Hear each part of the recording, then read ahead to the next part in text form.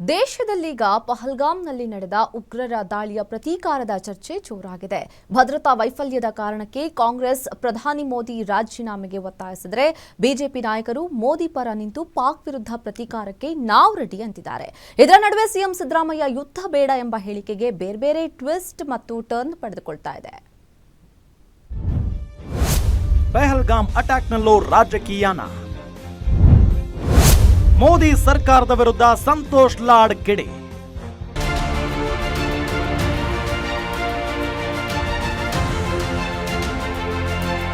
ಪಹಲ್ಗಾಮ್ನಲ್ಲಿ ನಡೆದ ಉಗ್ರರ ದಾಳಿಯನ್ನ ದೇಶದಲ್ಲಿ ಕಾಂಗ್ರೆಸ್ ಮತ್ತು ಬಿಜೆಪಿ ಸೇರಿದಂತೆ ಎಲ್ಲಾ ಪಕ್ಷಗಳು ಖಂಡಿಸಿವೆ. ಪಾಕ್ ವಿರುದ್ಧ ಆಕ್ರೋಶ ವ್ಯಕ್ತಪಡಿಸಿ ಭಾರತಕ್ಕೆ ದೇಶ ವಿದೇಶದಲ್ಲಿ ಬೆಂಬಲವೂ ಸಿಗುತ್ತಿದೆ. ಆದರೆ ಕೇಂದ್ರದಲ್ಲಿರುವ ಮೋದಿ ಸರ್ಕಾರದ ವಿರುದ್ಧ ಕೈಪಡೆ ಕೆಂಡ ಕಾರುತ್ತಿದೆ. ಕಳೆದ 11 ವರ್ಷಗಳಿಂದ ಕೇಂದ್ರದಲ್ಲಿ ಮೋದಿ ಸರ್ಕಾರ ಆಡಳಿತದಲ್ಲಿದೆ. ದೇಶದ 20 ರಾಜ್ಯಗಳಲ್ಲಿ ಬಿಜೆಪಿ ಆಡಳಿತದಲ್ಲಿದೆ. ಎಲ್ಲಿ ಬೇಕಾದಲ್ಲಿ ಬುಲ್ಡೋಜರ್ ತೆಗೆದುಕೊಂಡು ಹೋಗ್ತೀರಿ. ಜಮ್ಮು ಕಾಶ್ಮೀರದಲ್ಲಿ 370 ಆರ್ಟಿಕಲ್ ರದ್ದು ಮಾಡ್ತೀರಿ. ಆದ್ರೂ ದೇಶದಲ್ಲಿ ಹಿಂದೂಗಳು ಕಷ್ಟದಲ್ಲಿದ್ದಾರೆ ಅಂದ್ರೆ ರಾಜೀನಾಮೆ ಯಾರು ಕೊಡಬೇಕು ಅಂತ ಸಂತೋಷ್ ಲಾಡ್ ಮೋದಿ ಸರ್ಕಾರಕ್ಕೆ ಪ್ರಶ್ನಿಸಿದ್ದಾರೆ. ಇವ್ರದೇ ಸರ್ಕಾರ, ಇವ್ರ ಆಡಳಿತದಲ್ಲೇ ಆಗಿರತಕ್ಕಂಥದ್ದು, ಇವ್ರ ಆಡಳಿತದಲ್ಲೇ ಹಿಂದೂ ಕೊಲೆ ಆಗಿರ್ತಕ್ಕಂಥದ್ದು, ಇವ್ರ ಆಡಳಿತದಲ್ಲಿ ಪ್ರಧಾನಮಂತ್ರಿ ಇವರೇ, 370 ಮಾಡಿದವರು ಇವರೇ, ಆರ್ಮಿ ಇವ್ರದೇ, ಏರ್ಫೋರ್ಸ್ ನಮ್ಮದೇ, ಮಿಲಿಟ್ರಿನೂ ನಮ್ಮದೇ, 20 ರಾಜ್ಯಗಳಲ್ಲಿ ಮುಖ್ಯಮಂತ್ರಿಗಳು ಇವರೇ. ಇವತ್ತು ಇಡೀ ಭಾರತ ದೇಶದಲ್ಲಿ ಇಲ್ಲಿವರೆಗೆ ನೋಡ್ತಾ ಇದ್ರೆ ಹಿಂದೂಗಳು ಕತ್ತರನಾಗಿದೆ ಅಂತ ಇವ್ರು ಹೇಳ್ತಾರೆ. ನೀವೇ ಆಡಳಿತ 11 ವರ್ಷ ಮಾಡಿದ್ದೀರಿ ಏನ್ರಿ? ಸಮರ್ಪಕವಾಗಿ ನೀವೇ ಎಲ್ಲದಕ್ಕೂ ಬಂದು ಉತ್ತರ ನೀವೇ ಕೊಡ್ತೀರಿ.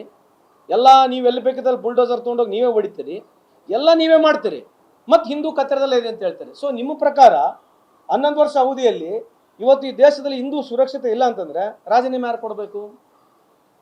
ಅದು ಪ್ರಶ್ನೆ. ಭದ್ರತಾ ವೈಫಲ್ಯದ ವಿರುದ್ಧ ರಾಯರೆಡ್ಡಿ ಕೆಂಡ.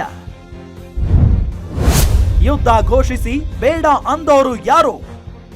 ದೇಶದಲ್ಲಿ ಮೋದಿ ಸರ್ಕಾರ ಪಾಕಿಸ್ತಾನದ ವಿರುದ್ಧ ಯುದ್ಧ ಮಾಡುವುದಕ್ಕೆ ಮುಂದಾಗಿದೆ. ಪಾಕಿಸ್ತಾನಕ್ಕೆ ನೀರು ಬಂದ್ ಮಾಡಲಾಗಿದೆ. ಉಗ್ರರ ಮನೆಗಳನ್ನ ಧ್ವಂಸ ಮಾಡಲಾಗುತ್ತಿದೆ ಅಂತ ಮಾಧ್ಯಮಗಳಲ್ಲಿ ಸುದ್ದಿಯಾಗ್ತಿದೆ. ಆದ್ರೆ ಇದನ್ನೇ ಪ್ರಶ್ನೆ ಮಾಡಿರೋ ಸಂತೋಷ್ ಲಾಡ್, ಪಾಕಿಸ್ತಾನದ ಜನ ನೀರು ಕುಡಿಯುತ್ತಿಲ್ಲವೇ? ಉಗ್ರರ ಮನೆಗಳ ಬಗ್ಗೆ ಕೇಂದ್ರ ಸರ್ಕಾರಕ್ಕೆ ಮಾಹಿತಿ ಇರಲಿಲ್ಲವೇ ಅಂತ ಪ್ರಶ್ನೆ ಮಾಡುವ ಮುಖೇನ ಅನುಮಾನ ವ್ಯಕ್ತಪಡಿಸಿದ್ರು. ಅಲ್ಲದೆ ಹಿಂದೂಗಳನ್ನ ಹುಡುಕಿ ಹೊಡೆದಿದ್ದಾರೆ ಅನ್ನೋದು 98% ಜನ ಹಾಗೆ ಹೇಳಿಲ್ಲ. ಸಂತೋಷ್ ಲಾಡ್ ಶಿವಮೊಗ್ಗದ ಮಹಿಳೆ ಹೇಳಿದ್ದು ಸತ್ಯ ಇರಬಹುದು ಎಂದಿದ್ದಾರೆ.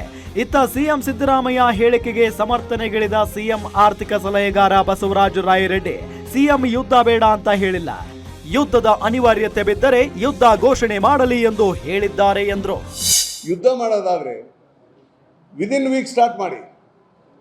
ಅದಕ್ಕೆ ಬೇಕಾದಂಥ ಬಡ್ಜೆಟ್ಟು ಈ ವರ್ಷ ನೋಡಿ, important thing is A finance. 6,81,000 ಕೋಟಿ ನಮ್ದು ಯೂನಿಯನ್ ಬಜೆಟ್ ಫಾರ್ ಡಿಫೆನ್ಸ್ ಈ ವರ್ಷ.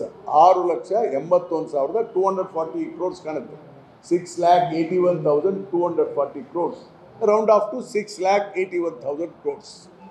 ಯುದ್ಧ ಸ್ಟಾರ್ಟ್ ಆದರೆ ಹಣ ಸಾಲೋದಿಲ್ಲ, ಇದು ಹಣ ಸಾಲೋದಲ್ಲ, ಸುಮಾರು 12 ಲಕ್ಷ ಕೋಟಿಗಿಂತ ಹೆಚ್ಚಬೇಕಾಗುತ್ತೆ. ರಾಜ್ಯದ ನಾಯಕರು ಮೋದಿ ಸರ್ಕಾರದ ಮೇಲೆ ಅನುಮಾನವನ್ನ ವ್ಯಕ್ತಪಡಿಸುತ್ತಿರುವುದು ಒಂದು ಕಡೆ ಆದ್ರೆ, ಇತ್ತ ಯುದ್ಧ ಬೇಡ ಎಂದ ಸಿಎಂ ಸಿದ್ದರಾಮಯ್ಯ ಪರ ಬ್ಯಾಟಿಂಗ್ ಮಾಡಿದ್ದಾರೆ. ಇದರ ಜೊತೆಗೆ ಕಾಂಗ್ರೆಸ್ ನಿಲುವುಗಳನ್ನ ಟೀಕೆ ಮಾಡೋ ಬಿಜೆಪಿ ನಾಯಕರ ವಿರುದ್ಧ ಕೆಂಡ ಕಾರ್ತಿದ್ದಾರೆ. ವಿಜೇಂದ್ರ ಅಶೋಕ್ ಸಿಎಂ ಸಿದ್ದರಾಮಯ್ಯ ವಿರುದ್ಧ ನೀಡಿದ ಹೇಳಿಕೆಯನ್ನ ವಾಪಸ್ ಪಡೆಯುವುದಕ್ಕೆ ಕಾಂಗ್ರೆಸ್ ನಾಯಕರು ಒತ್ತಾಯಿಸಿದ್ದಾರೆ. Durgesh Nayak, political bureau, guarantee news, Bengaluru.